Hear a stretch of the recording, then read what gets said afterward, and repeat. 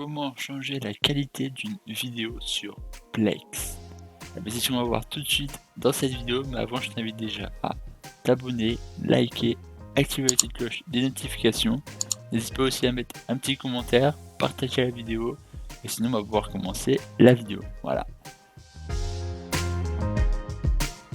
Du coup, pour ce faire, c'est très simple, il nous faut avoir Plex. Donc soit en raccourci comme ici, soit en allant le chercher sur la petite loupe ici. Donc là, pour ce faire, on a juste à taper le nom, donc c'est Plex, P-L-E-X, X, excusez-moi, X.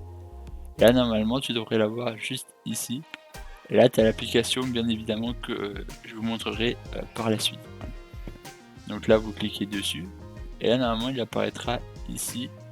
Si vous ne le voyez pas, ne vous inquiétez pas, il est sûrement sur la petite flèche ici.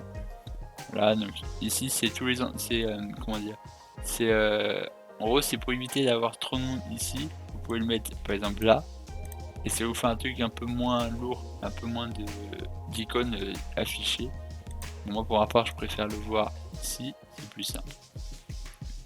Donc du coup, on fait clic droit dessus, Open Plex. Là, on attend un petit peu. Ensuite, on met le mot de passe. Voilà. Donc si vous ne savez pas comment créer des utilisateurs et mettre un mot de passe, je vous invite à cliquer en haut à droite sur le petit i pour être redirigé sur la vidéo spécifique. Et voilà. Donc ensuite, on va aller dans paramètres. Voilà. Juste en haut à droite ici. Je vais faire un petit zoom. Voilà. Ensuite, vous allez dans qualité. Voilà, je vais aussi zoomer par ici. Voilà, sur la ligne de droite, de gauche, excusez-moi. Donc là, vous pouvez mettre ajuster automatiquement. Bon, ça, je conseille de l'activer parce que là, c'est bêta, mais dans quelques mois, ce sera sûrement plus bêta et ce sera sûrement utile. Pour l'instant, il n'y a pas trop de différence, hein, mais je vous conseille quand même de l'activer. On ne sait jamais pour quand ça fonctionnera. Après, ça dépend quand c'est que vous regardez la vidéo. Ensuite, donc ça, on va pas le faire tout de suite. Là, la vidéo en plus, en gros, je vous conseille de cocher toutes les croix. Voilà. Ça donne de toute manière, ça change pas forcément. En gros, ça change selon le fichier. Pour l'instant, j'ai pas eu de fichier où il y a eu besoin de ces options là. Mais si vous avez des fois un fichier qui a besoin de ces options là, ça peut être utile. Voilà. Bon, par exemple, il n'y a pas eu de fichiers qui ont eu ces problèmes là. Et ensuite, moi pour ça, je vous conseille de mettre maximum. Voilà. Bon, après, si vous faites par internet et que vraiment ça bug, vous pouvez toujours le descendre, par exemple voilà, le descendre. Parce que là, vous pouvez voir que c'est quand même 20 mégabits par seconde. Donc, du coup, ça commence à être un peu lourd. Mais par exemple, là, moi par exemple, je peux que avec ça.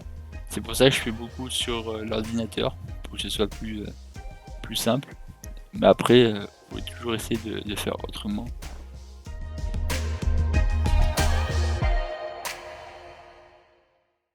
Mais moi, je vous conseille de mettre maximum. Comme ça, au moins, ça sera toujours au maximum de la qualité. Comme sur YouTube, quand la vidéo elle est pas assez puissante, elle se rétrécit tout seul de qualité. Là, c'est pareil, elle rétrécira sa qualité automatiquement si c'est pas assez puissant. Voilà. Donc voilà comment changer les qualités. Donc voilà. C'est comme YouTube, hein. Ça c'est exactement comme YouTube. Hein. C'est voilà. Sauf que contrairement à YouTube, vous pouvez voir ce que ça prend. Là ça fait 2 mégabits par seconde, 3 et ainsi de suite. Voilà. Bon, je ferai sûrement une vidéo sur les mégabits, les terras, tout ça, pour savoir tout ça, mais je le ferai sûrement par la suite. Sinon, j'espère que cette vidéo a été utile, bénéfique, et moi je vous dis à la prochaine. Bye bye. Et portez-vous bien. Allez, ciao tout le monde. Peace.